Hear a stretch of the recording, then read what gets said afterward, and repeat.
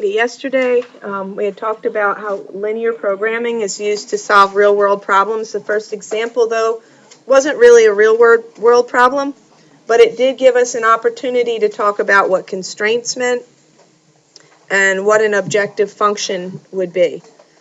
So when we looked at that example, we found that the constraints are nothing more than a system of inequalities, and the objective function is the function that you're going to compare at the end.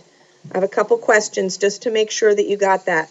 When we see this x is greater than 0, y is greater than 0 section, what is this piece telling me or telling you? Eddie, what's it telling you when you've got this x is greater than 0, y is greater than 0 piece?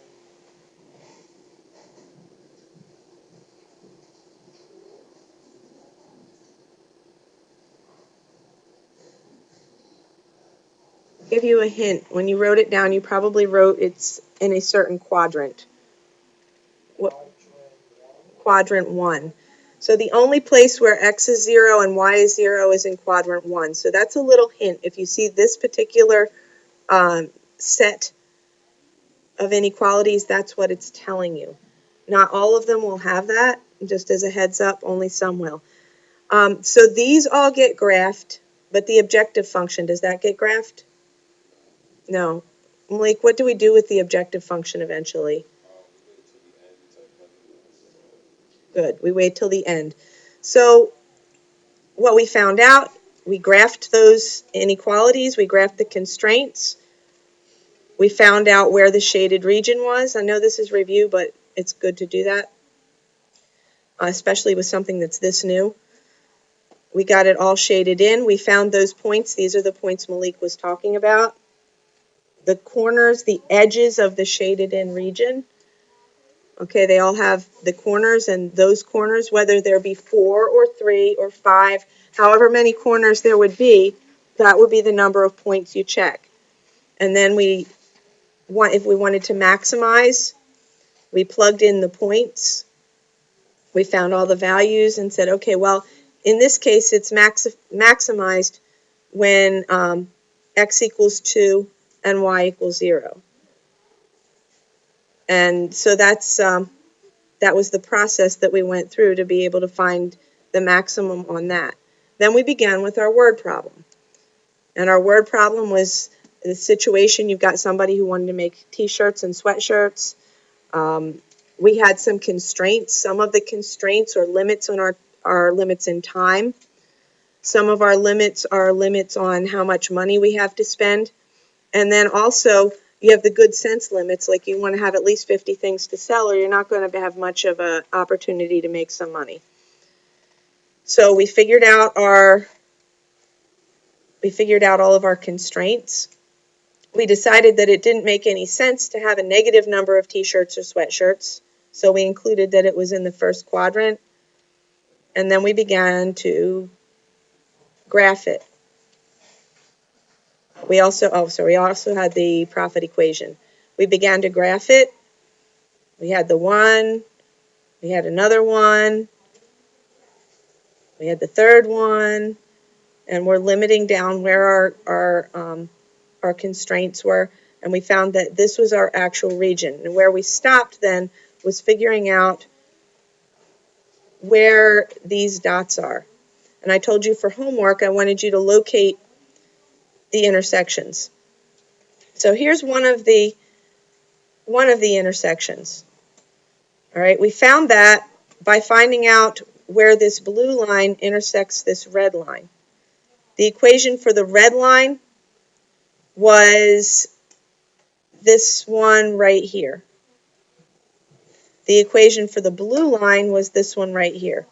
So we had 4x plus 20 equals 600, x plus y equals 50. For those of you that maybe got stuck when you tried to do the homework to find those test points, I personally love elimination. It's my favorite one because it, to me, is the easiest. And if we multiply by -4, we can pretty easily find out that y is 25. Plug that number in and find x equals 25. So we find this point right here comes out to be 25, 25. Okay, so hopefully you guys did that. So which two equations are we going to use to find this point?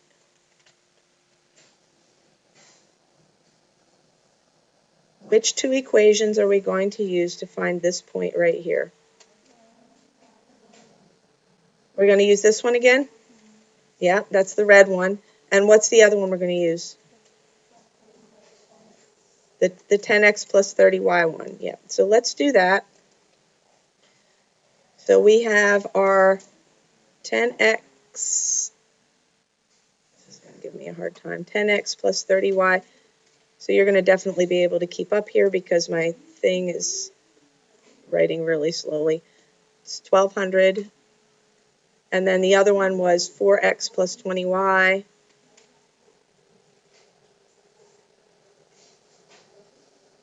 equals 600. We need to find out those intersections. With elimination, we're just going to stick with elimination. What do you think would make good sense to multiply by to find these? What can we eliminate there?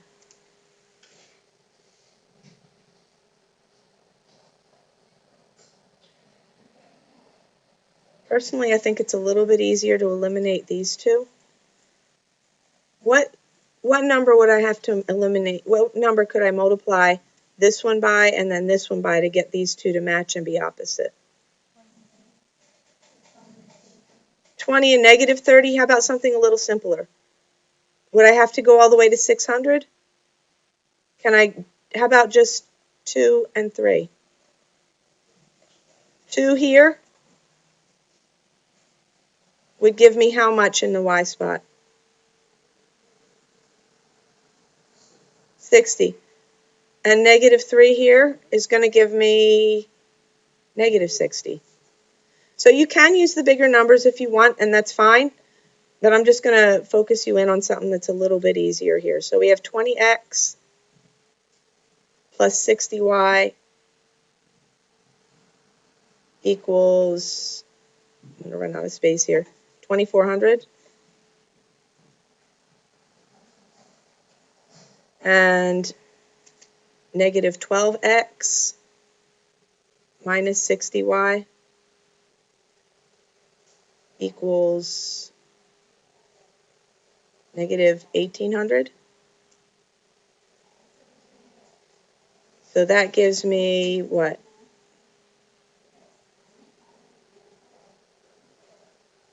What if I combine these?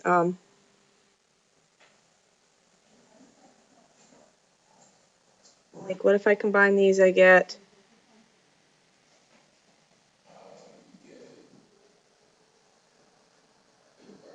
8x equals 2400 and negative 1800. 600. Okay.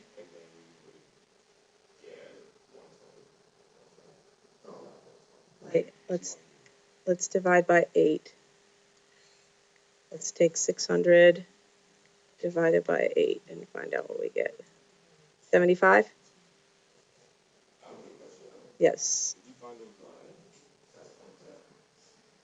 Where do we find the dots? The dots are where the lines cross. You've got the green area. Find the corners of the green area. The corners of that area that you shaded in. So that's where you find them. Then the tricky part then is to figure out which two lines you need to, which two lines did I graph that cross there. Like, for example, this one here is this one. This one here, this black one, is this equation right here. And this is where maybe even a little color coding might help. Like if I had underlined this one with black to represent the black line, and if I had underlined this one with blue to represent the blue line, it would have been a little bit more obvious. So as you graph, if you can keep track of which one's which, it's going to help you out. All right, so we just have the one part of the ordered pair, so we need to plug it back in somewhere. And I know that this is kind of a long process, so just kind of bear with it a little bit. If we did 4 times 75 plus 20y equals 600. going to be able to pretty quickly find out that 4 times 75 is 300, yeah. 300, so we'll be subtracting 300 from both sides. So 20y equals 300. And then y equals, how much is 30? 300 divided by 20.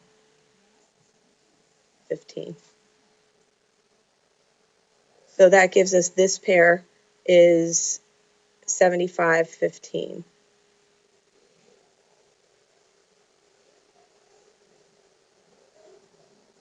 Okay. And I actually have that written a little nicer right down here. There it is. We haven't lost it, I just have it in a different spot there. All right, so then we've got our 4 points.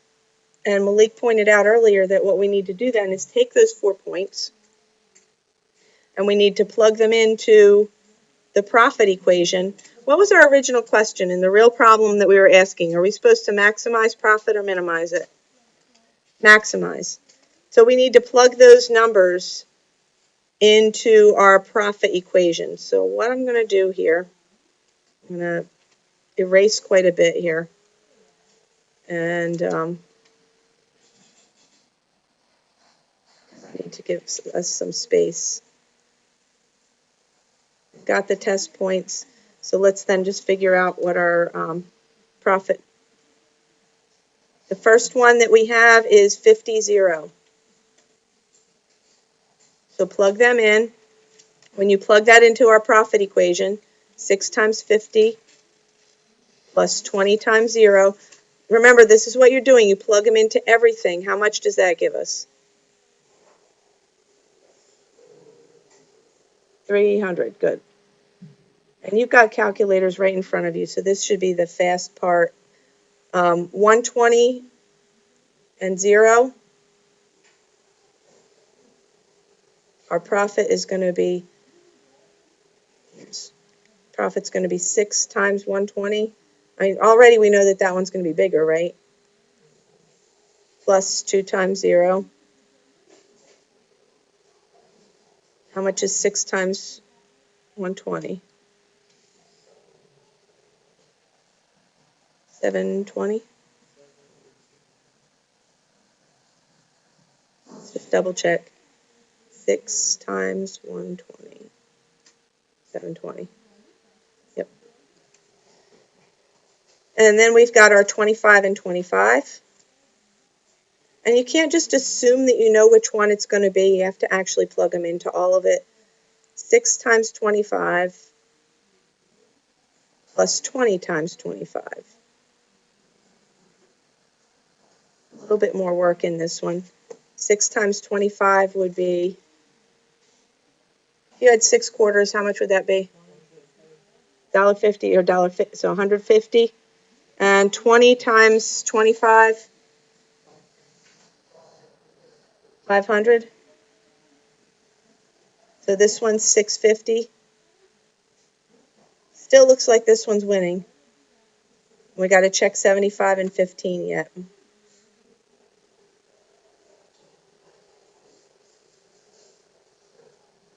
Which one? So 6 times 75. Jason, what are you getting? 20 times 15. 6 times 75 is how much? Double check. 450. And 20 times 15. 20 times 15. Oops. That's why you need to know. Got the whole thing messed up. 20 times 15. Sometimes calculators take longer. 300. So that's 750. So which one wins the most profit? 715. So this 75.15. This one tells me that the maximum profit is 750. Write that down. Maximum profit is $750. And that is when you sell how many t-shirts and how many sweatshirts? 75 t-shirts and 15 sweatshirts. So all that to find this answer.